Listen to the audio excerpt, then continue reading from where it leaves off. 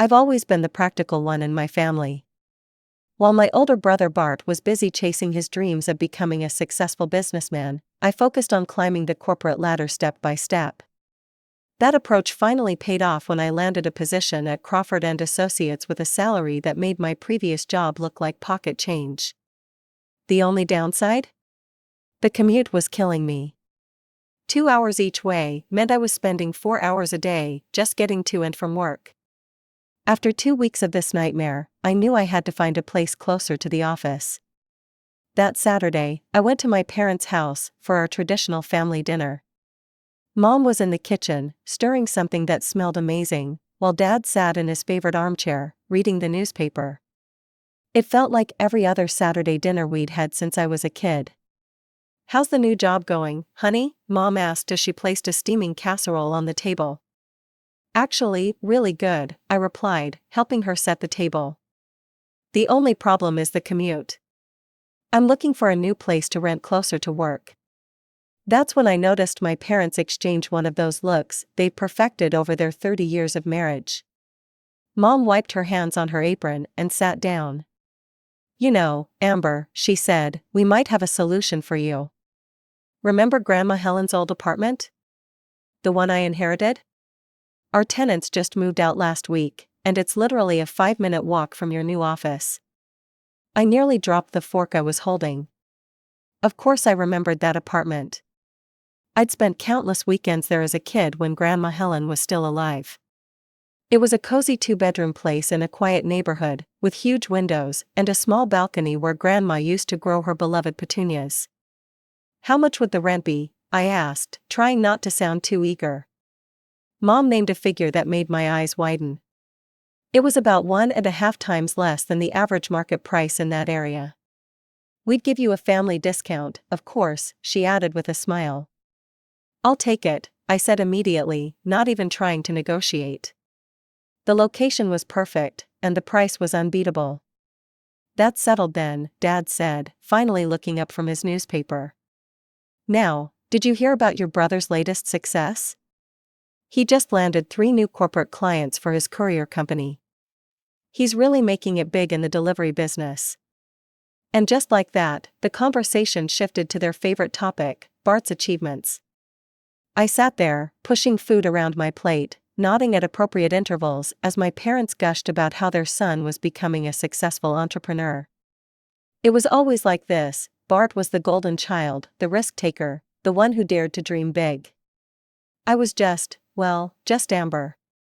Moving day was surprisingly quick. The real shock came when I walked into Grandma Helen's apartment with the first box in my hands.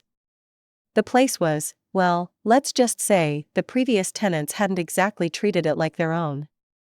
The walls were covered in dated wallpaper that was peeling at the corners, there were mysterious stains on the ceiling, and the only piece of furniture was this ancient sofa that looked like it had survived several wars. I called Mom that evening, sitting cross-legged on that old sofa, the only place to sit in the entire apartment. "Hey, Mom? Would it be okay if I did some renovations?" She sounded distracted, probably watching one of her cooking shows. "Oh, sure, honey. Just don't make it too bright. You know how I feel about those trendy neon colors everyone's using these days." I had to laugh at that. "Mom, have you ever seen me wear anything brighter than navy blue? Trust me, I'm thinking more along the lines of earth tones and neutrals." That night, I dove deep into the internet, browsing through interior design websites and Pinterest boards. I created a whole mood board with my vision: warm grays, soft beiges, and the occasional deep blue accent. Everything would be understated but elegant, comfortable but put together. Just like me, I guess. The next few months became a blur of work and renovation. I'd come home from the office, change into old clothes, and get to work. First came the wallpaper removal. Then there was the painting, which taught me that just one more coat is rarely just one more coat. Furniture shopping became my new weekend hobby. I'd spend hours in stores, testing sofas, measuring spaces, and comparing prices. Piece by piece, I built my home. A comfortable gray sectional that was perfect for movie nights. A solid wood dining table that could seat 6. A plush area rug that tied everything together. The transformation took 6 months of weekends and evenings, but finally, it was done. Looking around at my finished apartment, I felt a surge of pride so strong it almost brought tears to my eyes. I had done this. When Mom came to see the finished result, I was nervous. She walked through each room slowly, running her hand along the new kitchen countertops, examining the carefully chosen light fixtures, studying the subtle pattern on the wallpaper in the bedroom. "Amber," she said finally, turning to face me. "This is remarkable." I nearly fell over. Mom wasn't exactly free with her compliments, especially when it came to me. But there she was, actually smiling, actually impressed. "You did all this yourself?" she asked, gesturing around the living room. I nodded, trying not to look too pleased with myself. "Well, YouTube tutorials helped a lot." "It's beautiful," she said, and then did something she hadn't done in years. She hugged me. A real hug, not one of those quick, obligatory ones she usually gave me at family gatherings. 2 weeks later, I headed to another family dinner, practically bouncing with excitement. I'd gotten a promotion at work, senior account manager, with a nice salary bump and my own team to lead. I couldn't wait to share the news. "Mom, Dad," I said during a lull in the conversation, "I have some good news. I got promoted at work." Mom barely glanced up from her plate. "That's nice, dear." She turned to Dad, her voice dropping. "Have you heard from Bart today?" That's when the real dinner conversation started. Turned out my brother's courier company was in trouble. A bigger competitor had moved into town, some national chain with fancy tracking apps and lower prices. Bart's clients were jumping ship faster than rats from a sinking vessel. "We're going to help him," Dad announced, pushing his plate away. "We've decided to take out a loan." I nearly choked on my water. "A loan? Look, maybe this is actually an opportunity. If he can't compete with this bigger company, maybe it's time to try something else. Starting over might be better than throwing good money after bad." The silence that followed was deafening. Mom and Dad exchanged one of their looks, not the fond ones they usually shared, but the kind that said they were disappointed in me. Again. "You don't understand business, Amber," Dad said finally, his voice stern. "You've always played it safe with your office jobs. Your brother is an entrepreneur. He takes risks. Family always helps family," Mom added firmly. "That's what we do." I opened my mouth to argue, then closed it again. What was the point? They'd already made up their minds.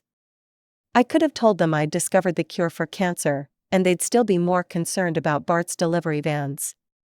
The next 6 months were like watching a slow-motion car crash. Mom would call occasionally to update me on the situation, though I never asked. The loan they took out bought Bart some new vans and helped him lower his prices, but it wasn't enough. The competitor kept expanding, kept taking clients, kept pushing their fancy app and next-day delivery promises. Then came the call I'd been expecting all along. "Your brother's company went bankrupt," Mom said, her voice tight with emotion. "He and Sarah have moved in with us temporarily. Just until they get back on their feet." I gripped my phone tighter, thinking about my quiet prediction at that dinner 6 months ago. "I'm sorry to hear that," I said, because what else could I say? "I told you so?" "They're sleeping in your old room," Mom continued. "Sarah's taking it pretty hard. You know how she is about appearances." Yeah, I knew how my sister-in-law was. Sarah had always looked down her nose at my simple office job, preferring to remind everyone at family gatherings that she was married to a CEO. I wondered how she was handling living with her in-laws now. That weekend, I drove to my parents' house, telling myself it was just another family dinner. But as soon as I walked through the door, the tension in the air was thick enough to cut with a knife. Bart was sprawled on the living room couch, scrolling through his phone. He barely looked up when I entered, offering only a grunt that might have been hey. Sarah was perched on the armchair like she was sitting on a throne, her designer handbag placed carefully at her feet. She gave me one of her trademark looks, the kind that suggested I was something she'd found stuck to her shoe. "Dinner's ready," Mom called, and we all gathered around the table. I should have known better than to hope for a quiet meal. Bart launched into what felt like a rehearsed speech about his business troubles, before I'd even picked up my fork. "I had everything under control," he insisted, gesturing with his knife. The business was growing. We were expanding. Then these corporate vultures moved in with their fancy technology and deep pockets. "They probably spent millions on marketing," Sarah added, pushing her food around her plate. "How is a small business supposed to compete with that?" "Exactly," Bart slammed his hand on the table, making the glasses rattle. "They're just bullies with bigger budgets. And don't get me started on those idiots at the bank who wouldn't extend our credit line. Complete morons who wouldn't know a good business opportunity if it bit them in the..." "Maybe," I interrupted, unable to help myself, "this is just how business works. Competition is part of the game. You have to plan for these possibilities when you start a company." The silence that followed was absolute. 4 pairs of eyes stared at me like I'd just suggested we should all start eating rocks for breakfast. "Plan?" Bart sneered. "Easy for you to say from your cushy office job. What do you know about running a real business?" "I just think," I started, but Dad's warning look made me shut my mouth. I focused on my plate instead, pushing my peas into neat little rows. "I can't take living here much longer," Sarah announced suddenly, her voice dripping with dissatisfaction. "No offense," she added, not sounding sorry at all, "but I need my own space." Bart immediately perked up, like a puppet on strings.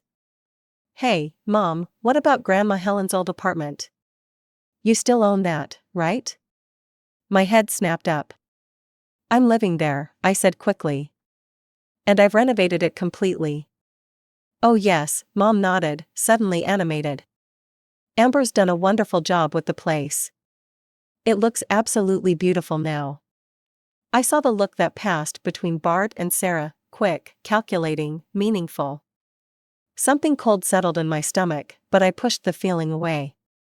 I was being paranoid. They wouldn't, would they?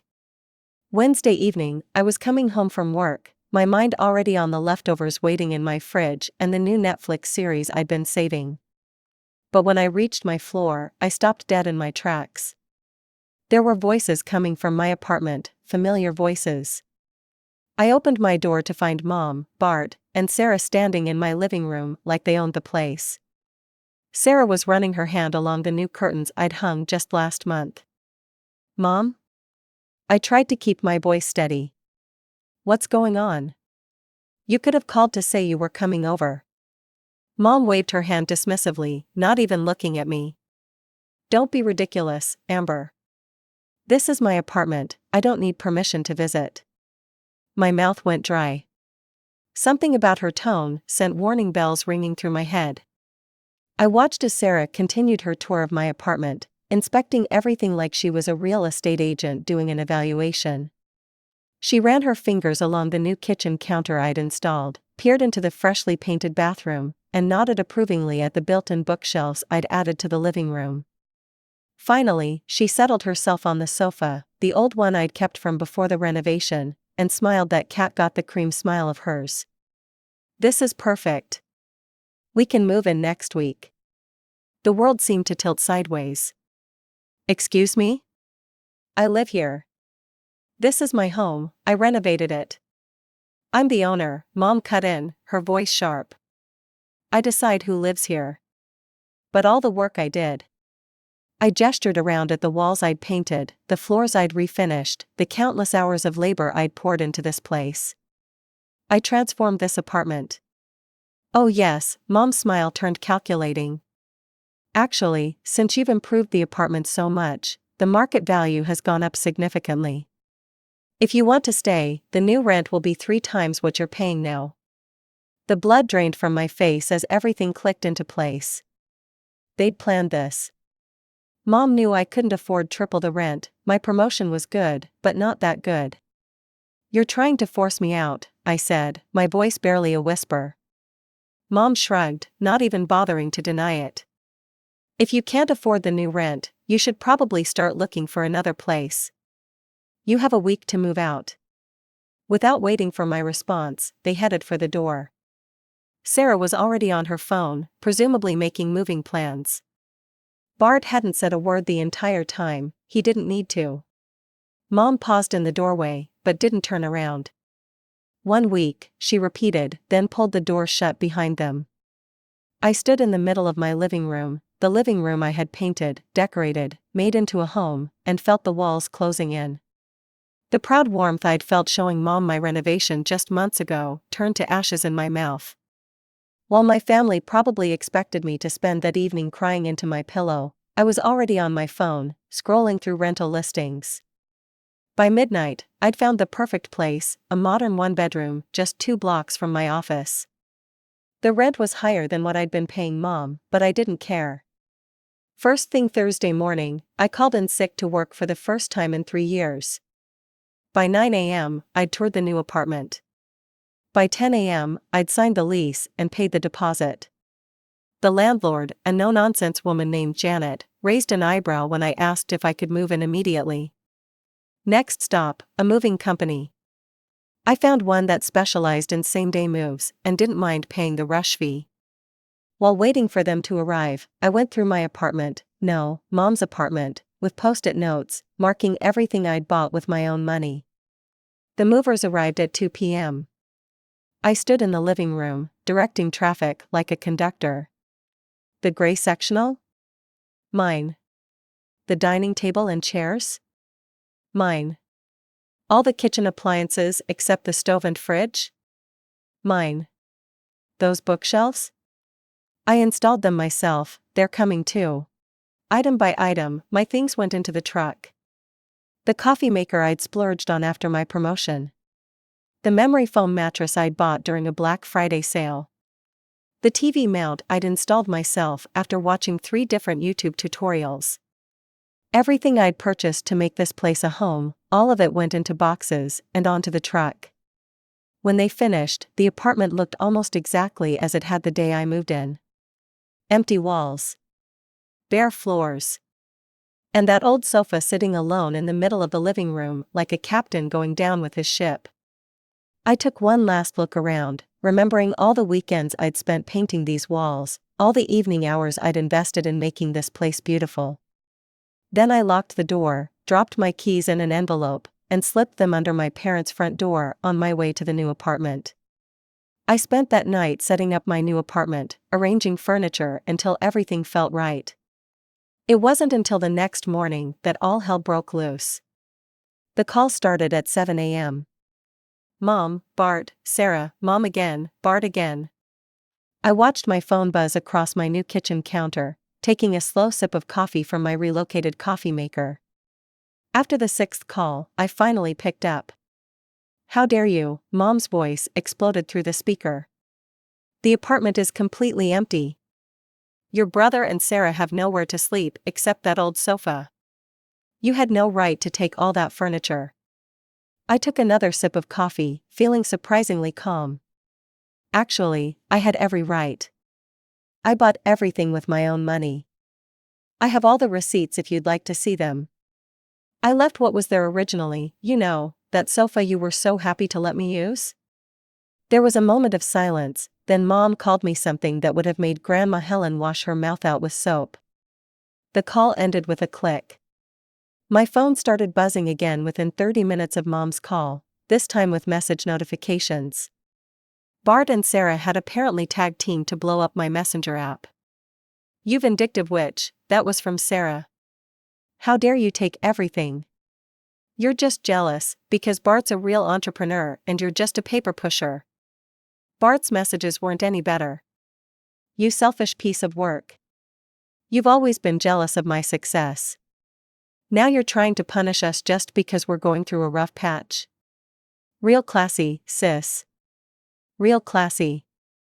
The messages kept coming, each one more vitriolic than the last. According to my dear brother and his wife, I was greedy, heartless, vindictive, petty, cruel, selfish, and, my personal favorite, a soulless corporate drone who wouldn't know family loyalty if it bit her in the face. I read each message once, then closed the app without responding. Instead of engaging with their drama, I threw myself into settling into my new place. I arranged my furniture, decorated the walls, and started building a new life. A month passed without any contact from my family. I'd love to say I didn't think about them, but that would be a lie. Every now and then, I'd catch myself wondering how they were doing, if they'd managed to furnish the apartment, if Mom still made her famous lasagna for Sunday dinners. But I pushed those thoughts away each time they surfaced. They'd made their choice. Then, exactly 1 month after the move, my phone lit up with Mom's number. I almost didn't answer. But some combination of curiosity and lingering hope made me pick up. "The red payment didn't come through," she said without preamble, her voice accusatory. I couldn't help it, I laughed. Of course it didn't. I don't live there anymore, remember? You kicked me out. That's not the point, Mom snapped. We're expecting you to continue the payments. My laugh died in my throat. Excuse me? We're having a very difficult time right now, Amber, she said. We're still paying off the loan we took out for Bart's business, and he can't afford to pay rent right now. The family needs your help. Let me get this straight, I said slowly, gripping my phone tighter. You kicked me out of the apartment so Bart and Sarah could move in, and now you want me to keep paying rent for an apartment I'm not living in, just so they can live there for free? Family helps family, Mom said, as if that explained everything. You know we're struggling with the loan payments, and Bart's still trying to get back on his feet. That phrase again. How many times had I heard it over the years? Always when they needed something from me, never when I needed support myself. Something inside me finally snapped. Really? Is that what family does? My voice was surprisingly steady now. Does family kick one child out onto the street to make room for another? Does family take someone's home away and then demand they keep paying for it? You're being dramatic. No, Mom, I'm being realistic. For the first time in my life, I'm seeing things exactly as they are. This attitude of yours? The family helps family, right? Well, guess what? I'm family too. Or at least, I was supposed to be. There was a long silence on the other end of the line. When Mom spoke again, her voice was cold. I'm very disappointed in you, Amber. I actually laughed at that. Funny. I was just about to say the same thing to you. I ended the call and immediately blocked her number. Then, in quick succession, I blocked Dad's number, Bart's, and Sarah's. I opened every messaging app on my phone and blocked them there too. For good measure, I went through all my social media accounts and blocked them as well. It felt like cutting off a limb, but somehow, I was finally able to breathe. Weeks passed, then months. Through the family grapevine, mainly my cousin Rachel, who'd always been decent to me, I heard bits and pieces about what was happening. Bart had apparently come up with another brilliant business idea. Something about artisanal pet food delivery, or maybe it was organic food subscription boxes, Rachel wasn't quite sure. My parents were making the rounds, asking various relatives for startup money. Most of them had enough sense to refuse. Only Uncle Derek, notorious for charging interest rates that would make a loan shark blush, offered to help. Even my parents weren't desperate enough to take him up on that offer. The last thing I heard was that they were considering taking out another loan to fund Bart's latest venture. Rachel told me this over coffee one Saturday, watching me carefully for my reaction. What do you think about that? She asked. I stirred my latte, considering the question. 6 months ago, I would have been worried sick. 3 months ago, I would have been angry. Now? Not my circus, not my monkeys, I said, and was surprised to find I meant it. Rachel grinned. You seem different, she said. Happier. I thought about my new apartment, decorated exactly how I wanted it. About my recent promotion at work, the one I'd celebrated with my team instead of my family. About the cooking classes I'd started taking on weekends, something I'd always wanted to do but never had time for when I was renovating the old apartment. I replied. I really am.